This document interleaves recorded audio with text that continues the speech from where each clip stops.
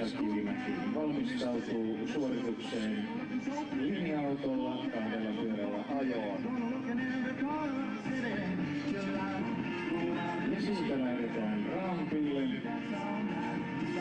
Pyörät nousevat sinne rampille ja auto 2 pyörälle.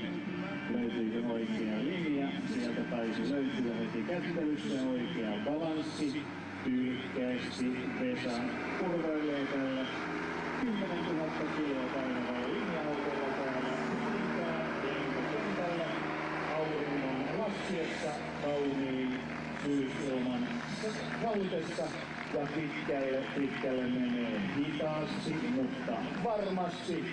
Tällaista ette ole varmasti koskaan aikaisemmin voineet kuvitellakaan näkevänne, mutta totta se on. Ainoa mies Euroopassa, joka tekee tällaista ohjelmaa, hän on täällä tänään. Tällaista ei ole nähty edes James Bond-filmeissä. Hän on taitoajon maailman mestari, Crazy Vesa. Vesa Kivimäki!